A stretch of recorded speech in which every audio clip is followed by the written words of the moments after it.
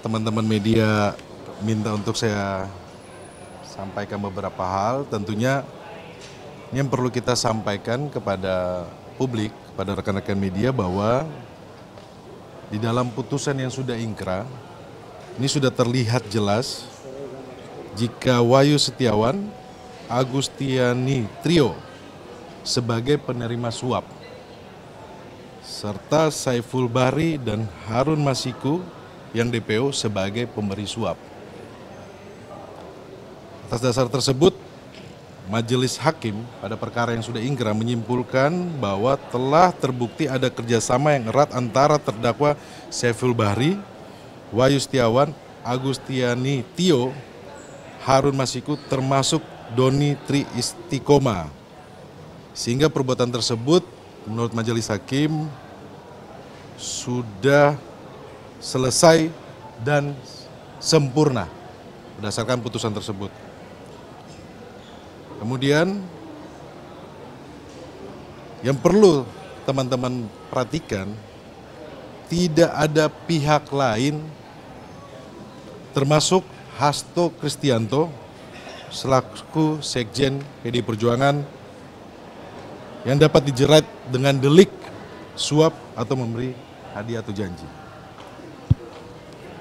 Dari segi motivasi perbuatan, di sini sudah terlihat jelas bahwa para terdakwa yang lain ini untuk mewujudkan keinginan dari Harun Masiku. Dan yang ketiga yang perlu saya sampaikan kepada rekan-rekan media bahwa keputusan DPP PDI Perjuangan yang telah menerbitkan surat DPP PDI Perjuangan nomor 2576 tanggal 5 Agustus 2019 merupakan keputusan yang sah secara hukum dan bukan perbuatan melawan hukum. Dan terpisah dari tindakan Harun Masiku yang menganjurkan Saiful Bahri untuk menyuap Wahyu Setiawan melalui Agustiani Tio. Berarti 400 juta yang nalangin itu nggak benar? Tidak benar, itu sudah teruji. Jadi begini teman-teman, cara kita berpikir adalah apa yang disampaikan oleh rekan-rekan KPK ini tidak menjawab permohonan kami. Kenapa? Kami menyampaikan terkait dengan sudah adanya putusan persidangan pengadilan yang sudah ingkrah, yang sudah diuji. Nah, di sini sudah terlihat jelas konstruksi hukumnya.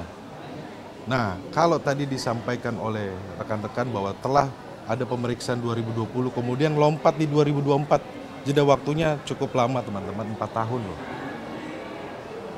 Kalau kita ingat di bulan Juni itu adalah bagaimana sikap kritis dari Mas Hasto Kristianto terhadap situasi demokrasi dan situasi hukum pada saat yang telah terjadi pasca Pilpres, kemudian Pilkada, dan itu kita lihat bagaimana setelah itu baru muncul panggilan-panggilan. Jadi kawan-kawan, nanti kita akan sampaikan secara utuh hasil mendengar dari jawaban dari pihak termohon dan tentunya nanti kita akan sampaikan bukti-bukti kita.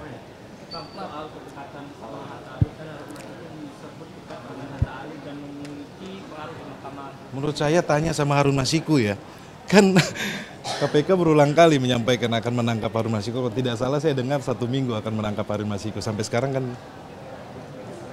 ini kan dedernya kan dia, aktor intelektualnya kan dia, sebagai inisiator untuk memberi suap, iya kan? Bagaimana kita mau melihat kerangka ini menjadi utuh, sedang pemberi suapnya, dedernya aja, sampai sekarang yang katanya mau ditangkap belum ditangkap, ya? Oke. Pembuktian tertulisnya hari ini juga? Atau? Iya, kita bukti yang akan kita sampaikan ada 41. Teman-teman media minta untuk saya sampaikan beberapa hal. Tentunya ini yang perlu kita sampaikan kepada publik, kepada rekan-rekan media bahwa di dalam putusan yang sudah ingkrah, ini sudah terlihat jelas jika Wahyu Setiawan, Agustiani Trio sebagai penerima suap, serta Saiful Bahri dan Harun Masiku yang DPO sebagai pemberi suap. Atas dasar tersebut, Majelis Hakim pada perkara yang sudah ingkrah menyimpulkan bahwa telah terbukti ada kerjasama yang erat antara terdakwa Saiful Bahri, Wahyu Setiawan, Agustiani Tio, Harun Masiku termasuk Doni Tri Istiqomah. Sehingga perbuatan tersebut menurut Majelis Hakim sudah selesai dan sempurna berdasarkan putusan tersebut. Kemudian yang perlu teman-teman perhatikan, tidak ada pihak lain termasuk Hasto Kristianto selaku Sekjen PDI Perjuangan yang dapat dijerat dengan delik suap atau memberi hadiah atau janji.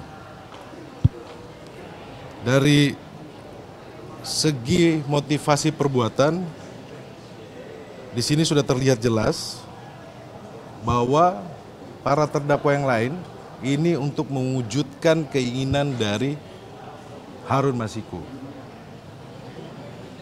Dan yang ketiga yang perlu saya sampaikan kepada rekan-rekan media bahwa keputusan DPP PDI Perjuangan yang telah menerbitkan surat DPP PDI Perjuangan nomor 2576 tanggal 5 Agustus 2019 merupakan keputusan yang sah secara hukum dan bukan perbuatan melawan hukum.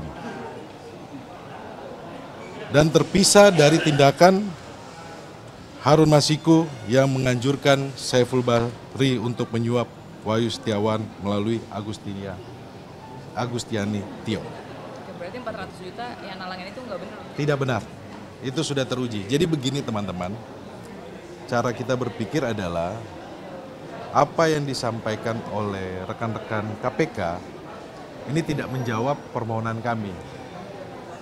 Kenapa? Kami menyampaikan terkait dengan sudah adanya putusan persidangan pengadilan yang sudah ingkrah, yang sudah diuji. Nah, di sini sudah terlihat jelas konstruksi hukumnya. Nah, kalau tadi disampaikan oleh rekan-rekan bahwa telah ada pemeriksaan 2020, kemudian lompat di 2024. Jeda waktunya cukup lama teman-teman, 4 tahun loh.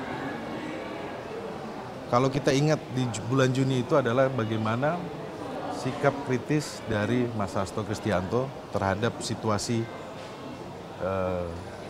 demokrasi dan situasi hukum pada saat yang telah terjadi pasca Pilpres, kemudian Pilkada, dan itu kita lihat bagaimana setelah itu baru muncul panggilan-panggilan. Jadi kawan-kawan, nanti kita akan sampaikan secara utuh hasil mendengar dari jawaban dari pihak termohon dan tentunya nanti kita akan sampaikan bukti-bukti kita.